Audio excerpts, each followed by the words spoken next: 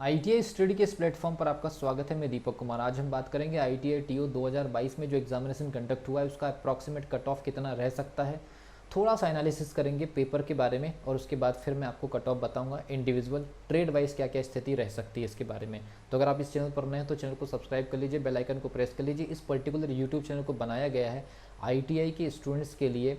Future में जितने भी स्टेट गवर्नमेंट या सेंट्रल गवर्नमेंट की जो एग्जामिनेशंस होती है उसके लिए अपडेट करने के लिए और साथ ही आप लोगों को प्रिपरेशन की सटीक गाइडलाइन देने के साथ साथ कुछ बेसिक ट्यूटोरियल्स, कुछ बेसिक लेक्चर्स और कुछ क्लासेस प्रोवाइड करने के लिए। तो ये पर्टिकुलर यूट्यूब चैनल की जो वीडियोस होती हैं उसको आप अपने फ्रेंड सर्कल में और ख़ास तौर पर आईटीआई स्टूडेंट के फ्रेंड सर्कल में ज़रूर शेयर करिए। तो सबसे पहली चीज़ आपको समझना पड़ेगा कि आईटीआई टीओ के इस पर्टिकुलर एग्जामिनेशन में काफ़ी सारे ट्रेड पार्टिसिपेट करे थे। तो जिन ट्रेड की एग्जामिनेशन एक शिफ्ट से ज़्यादा मतलब 2 शिफ्ट या 3 शिफ्ट में हुई है उन पर्टिकुलर ट्रेड में नॉर्मलाइजेशन प्रोसेस होगी। नॉर्मलाइजेशन प्रोसेस में अलग अलग शिफ्ट के नंबर घटते हैं या बढ़ते हैं। मैंने कई बार अलग चैनल पर भी नॉर्मलाइजेशन की प्रोसेस को समझाया है। तो नॉर्मलाइजेशन प्रोसेस उन शिफ्ट के साथ में होगी जिनके पेपर एक शिफ्ट से ज़्यादा बार कंडक्ट हुए हैं। तो नॉर्मलाइजेशन प्रोसेस मुझे ऐसा लग रहा है कि इलेक्ट्रिशियन ट्रेड का जो शिफ्ट हुआ है वो ज़्यादा हुआ है, तो वहाँ पर नॉर्मलाइजेशन प्रोसेस में फ्लक्चुएशन, नंबर की गिरावट या नंबर में उतार चढ़ाव जो है वो ज़्यादा देखने को मिलेगा। ठीक है, तो नॉर्मलाइजेशन प्रोसेस जिस पर्टिकुलर ट्रेड का एक शिफ्ट से ज़्यादा एग्जामिनेशन है वहाँ नॉर्मलाइजेशन प्रोसेस होगी। दूसरा चीज़, इस बार के आईटीआई टीओ के पेपर में मैंने हालांकि इस पर्टिकुलर यूट्यूब चैनल पर एग्जामिनेशन के पहले की वीडियो जरूर डाला था कि पेपर में कुछ ना कुछ उलटफेर होगा। अब देखिए कैसे कैसे उलटफेर हुए हैं, उसके बाद हम कट ऑफ के ऊपर बात करेंगे। उलटफेर कैसे हुए, कुछ पर्टिकुलर शिफ्ट में 75 और 25 का पैटर्न तो फॉलो किया गया, लेकिन उनके जो बुक्स में, जो रेफरेंस बुक में जो सिलेबस या उन्होंने जो प्रेफरेंस जो सिलेबस दिया था उससे डायरेक्टली क्वेश्चन ना करके बिल्कुल व्यवहारिक क्वेश्चंस आए। जैसे इलेक्ट्रीशियन की कुछ शिफ्ट में ऐसा हुआ है, इसके अलावा दूसरे ट्रेड की भी शिफ्ट में कुछ ऐसा हुआ है। तो आपको बेसिकली हमारे व्यवहारिक लाइफ में या जो एप्लीकेबल जो क्वेश्चंस होते थे, जो टेक्निकल के जो एप्लीकेबल क्वेश्चन थे वो ज़्यादा पूछे गए हैं। और जो आप एक्सपेक्ट कर रहे थे कि हमने ऐसा पढ़ा या हमारे कोचिंग वालों ने ऐसा पढ़ाया या प्रीवियस टाइम हमारी प्रिपरेशन ऐसी थी या मार्केट में बुक्स इस प्रकार से अवेलेबल है, तो उन वैसा पढ़ने से आप लोगों को केवल 50% तक ही बेनिफिट मिला है। बाकी जो 50% टेक्निकल, खास तौर पर टेक्निकल की 50% जो क्वेश्चन टेक्निकल के थे वो लेटेस्ट थे, अपडेटेड थे, टेक्नोलॉजिकली अपडेट हो चुके हैं या हमारी डेली रूटीन की लाइफ में आ चुके हैं, लेकिन हमने उसको कभी भी क्वेश्चन का रूप नहीं दिया है। तो ऐसे क्वेश्चन 50% एग्जामिनेशन में आए हैं। और इसके अलावा कुछ क्वेश्चन जो है वो टर्म्स के रूप में आए, कुछ ऐसी नई टर्म्स जो हमारे पढ़ाने वालों को भी नहीं पता होती है और हो सकता है कि हम अपडेट नहीं हो रहे, क्योंकि टेक्निकल की एग्जामिनेशन एमपी के अंदर बहुत कम समय के बाद ये हो रही थी। इस वजह से भी बहुत सारे स्टूडेंट्स टेक्निकल लाइन से डिस्कनेक्ट होने की वजह से कई सारी टर्म्स उनकी एक्चुअल में भूल गए। बहुत सारे स्टूडेंट्स की क्वेरीज भी आ रही कि इसके लिए क्या कर सकते हैं अगर नेक्स्ट टाइम एग्जामिनेशन देना है। अलग से उसके ऊपर वीडियोस हम जारी करेंगे। लेकिन पेपर में कई लेवल पर मिक्सिंग हुई है। 75 वाले सेक्शन में कुछ मैथ्स के क्वेश्चन डाल दिए गए, तो कुछ स्टूडेंट को लग रहा है सर ये सिलेबस से बाहर नहीं है। आईटीआई टीओ के एग्जामिनेशन में maths as a compulsory, science as a compulsory और drawing as a compulsory syllabus हर सब्जेक्ट को या हर पर्टिकुलर ट्रेड को पहले ही रेफरेंस में दे दिया गया था। तो आपको ये नहीं कहना है कि सर हमसे मैथ्स पूछा गया टेक्निकल में या हमसे ड्राइंग पूछा गया टेक्निकल में, वो एक्चुअल में सिलेबस में ही इंक्लूड था। लेकिन आपका जो कोर टेक्निकल था उसमें पूछने का तरीका बदल दिया। कुछ ट्रेड में ऐसा भी हुआ है कि जैसा उन्होंने बताया था वैसे, लेकिन कुछ ट्रेड की कुछ शिफ्ट में ऐसा हुआ है कि बिल्कुल पेपर को यू टर्न करके बना दिया गया।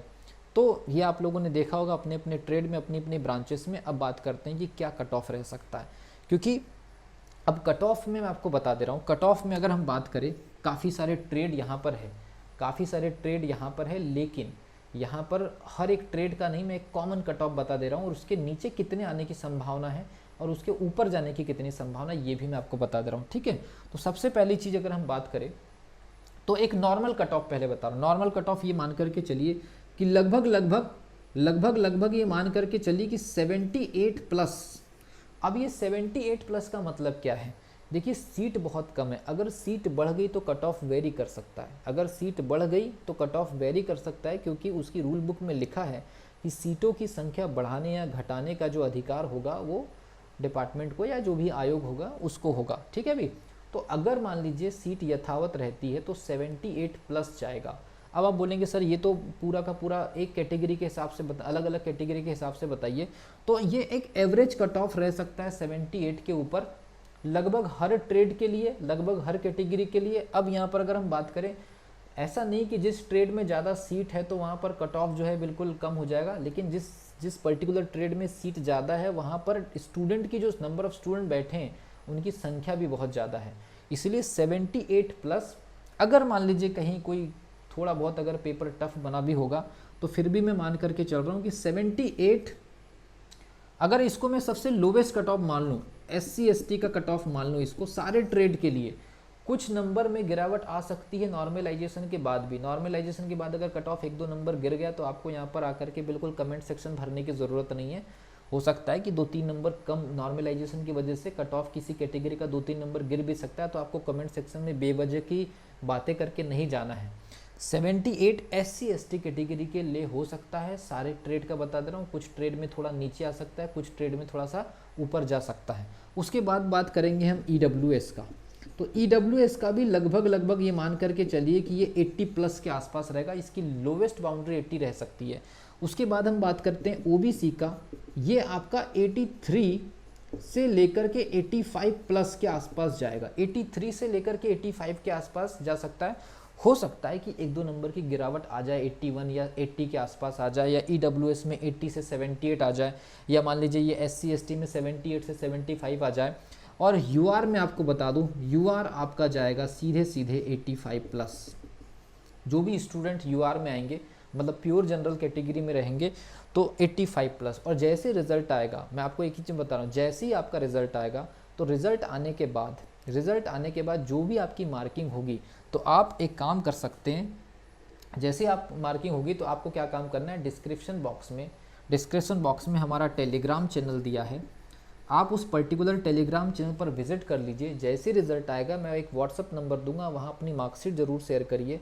और जैसे ही आपकी मार्कशीट आप शेयर करेंगे तो मैं आपके रैंक को देख करके डायरेक्टली आप बता सकता हूँ कि पर्टिकुलर ट्रेड में, पर्टिकुलर कैटेगरी में अगर आप हैं और आपकी इतने मार्क्स है और आपकी ओपन रैंक और आपकी इतनी कैटेगरी रैंक है, तो आपका सिलेक्शन हो रहा है या नहीं हो रहा है, या होने की संभावना कौन कौन सी कंडीशंस पर डिपेंड करती है। तो टेलीग्राम की जो लिंक है उससे हमारे टेलीग्राम चैनल को जरूर विजिट करिए, वहाँ पर मैं आपको अपना पर्सनल नंबर दूंगा, देन हम मार्कशीट को टैली कर सकते हैं, डायरेक्टली आप लोगों से इंटरेक्ट होने की कोशिश करेंगे। तो ये रहा ITI TO 2022 के पेपर का एनालिसिस, पेपर की मिक्सिंग, नॉर्मलाइजेशन कहाँ होगा, कट ऑफ हर एक ट्रेड में कितना रह सकता है, वेरिएशन की पूरी संभावना मैं पहले बता दे रहा हूँ। ये बिल्कुल डेडलाइन नहीं है, इतना ही रहेगा बिल्कुल नहीं है, इससे नीचे भी रह सकता है, लेकिन नीचे में गिरावट में कोई ऐसे 10 नंबर नीचे नहीं आ जाएगा, 2-3 नंबर की गिरावट हो सकती है कहीं किसी सब्जेक्ट में, कहीं किसी ट्रेड में। अगर मान लीजिए किसी कैटेगरी में कट ऑफ अगर 2-3 नंबर अगर ऊपर जाता है तो उसके लिए भी मैं पहले से मैक्सिमम परमिसिबल लिमिट दे रहा हूँ कि 2 नंबर 3 नंबर नीचे 3 नंबर ऊपर किसी भी कैटेगरी किसी भी ट्रेड में हो सकता है। यहाँ पर किसी भी प्रकार की चीज़ें आपको बेवजह की कमेंट करके नहीं जाना कि सर आप कुछ भी झूठ वगैरह बोल रहे हैं, क्योंकि इस पर्टिकुलर यूट्यूब चैनल पर ITI के स्टूडेंट्स के लिए बेटर प्लेटफॉर्म हम देने की कोशिश करेंगे। जितना आप लोगों का अच्छा सपोर्ट मिलेगा उतनी बेहतर इन्फॉर्मेशन और उतनी शानदार प्रिपरेशन, और भविष्य में आप लोगों के लिए बहुत कम अमाउंट में टेस्ट सीरीज वगैरह भी हम ऑर्गेनाइज करने वाले हैं ट्रेड वाइज। तो बने रहिए और अपने फ्रेंड सर्कल में जरूर इस पर्टिकुलर वीडियो को शेयर करिए।